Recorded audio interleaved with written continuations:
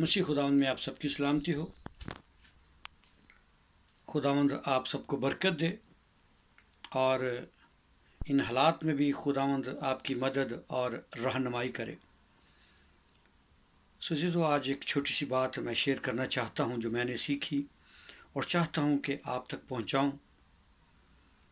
वो ये कि हमें हर लम्हा हमें खुदावंद का शुक्र अदा करना चाहिए, क्योंकि जिस तरह खुदावंद का बंदा यसाया हमें सिखाता है कि इंसान के बनाए जाने का मकसद ये है कि वो खुदावंद की हम्द करे। अज़ीज़ो, हमें खुदावंद की हम्द और उसकी तारीफ़ और उसकी शुक्रगुजारी हर वक्त करनी चाहिए, क्योंकि इस वक्त पूरी दुनिया में दुख और परेशानी का आलम है। लोग अपने घरों में कैद हैं, कारोबार माकूफ़ हो चुके और जो नौकरी पेशा हजरात थे वो भी अपने घरों में हैं और अपनी रोज़गार ज़िंदगी को पूरा करने के लिए वसाइल की कमी के सबब से परेशान है। लेकिन मेरे अज़ीज़ों, फिर भी हमें खुदावंद का शुक्र अदा करना चाहिए इस बात के लिए कि खुदावंद ने हमें ये खूबसूरत ज़िंदगी दी और हम अब तक ज़िंदा हैं। इस बीमारी के सबब से बहुत सारे लोग इस दार फ़ानी से कूच कर गए। तो सोचें कि अगर हम ज़िंदा हैं तो इसका कोई मकसद है, क्योंकि खुदावंद हमसे प्यार करता है और हमें इस प्यार के लिए, इस ज़िंदगी के लिए उसका शुक्र अदा करना चाहिए। इन परेशानियों के सबब से बहुत सारे ऐसे लोग हैं जो खुदावंद से गिला भी करते हैं। तो मेरे अज़ीज़ों, एक छोटी सी कहानी मैं आपसे शेयर करना चाहता हूँ। ये कि एक मुल्क में एक बादशाह था, बड़ा ज़हीन लेकिन बहुत मगरूर था। वो ये सोचता था कि ये सारी शान शौकत मेरे बाओजदाद की है और इसकी बढ़ोतरी मेरी मेहनत की वजह से है।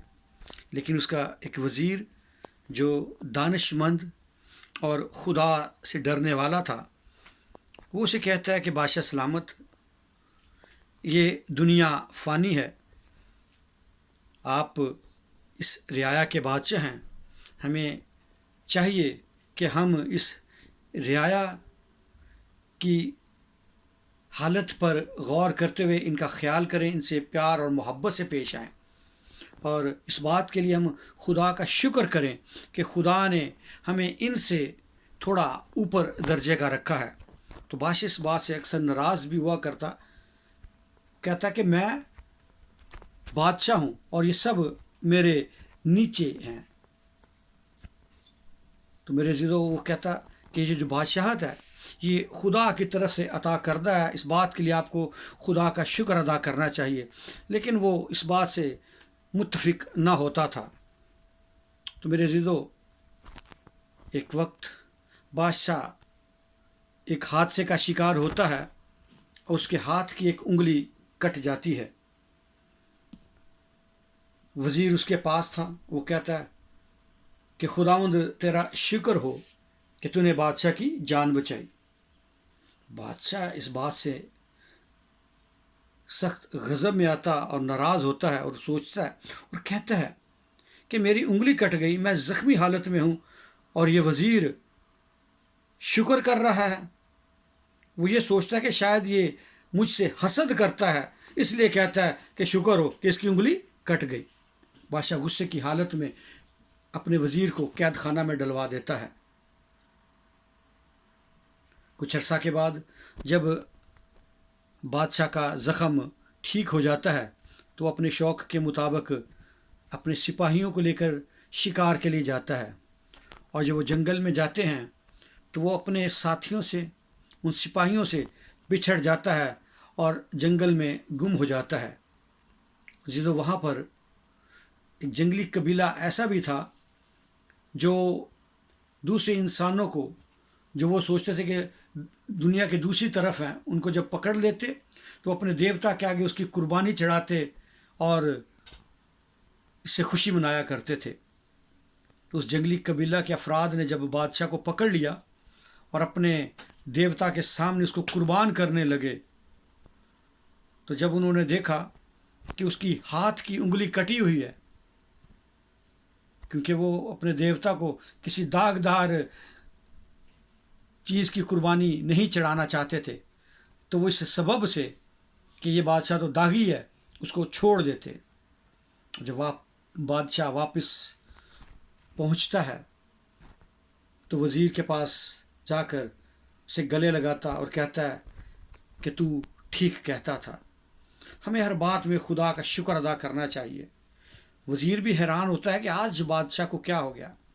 تو جب اسے واقعہ پوچھتا ہے تو بادشاہ بتاتا ہے کہ جب میری انگلی کٹی تھی تو نے کہا خداوند تیرا شکر ہو کہ بادشاہ کی جان بچ گئی۔ تو میرے عزیز دیکھ، آج تیری اس دعا کے سبب سے جب نے خدا کا شکر ادا کیا کہ میری جان بچ گئی، آج میں اس قبیلہ کے ہاتھ میں لگا جو انسانوں کو قربان کیا کرتے تھے، لیکن جب انہوں نے دیکھا کہ میری انگلی کٹی ہے تو میں اس انگلی کے سبب سے بچ گیا اور میری جان بچ گئی۔ آج مجھے احساس ہوا کہ خداوند بہت بڑا ہے، وہ ہمیں چھوٹی مصیبت دے کر ہمیں بڑی مصیبت سے بچانا چاہتا ہے۔ تو میرے عزیزو، ممکن ہے کہ آج بھی جب ہم ان حالات کو اپنے لیے بہت زیادہ برا سمجھتے ہیں، لیکن ممکن یہ ہے کہ ہمارا خدا جو ہم سے پیار کرتا ہے، جس نے ہمیں زندگی دی، وہ ہمیں آنے والی بڑی مصیبتوں سے بچانا چاہتا ہو۔ اس بات کے لیے خداوند کا شکر ادا کریں کہ ہمارا خداوند پیار کا خدا ہے، وہ ہم سے محبت رکھتا ہے اور ہمیں بچانا چاہتا ہے۔ تو ان آنے والی مصیبتوں سے بچنے کے لیے ہم اپنے سر خداوند کے حضور جھکاتے رہیں، اور جب ہم اپنے سر اس کے حضور جھکائیں گے اور اس کی اطاعت کریں گے تو خداوند ہمیں بڑی مصیبتوں سے بچائے گا۔ خداوند آپ سب کو برکت دے، آمین۔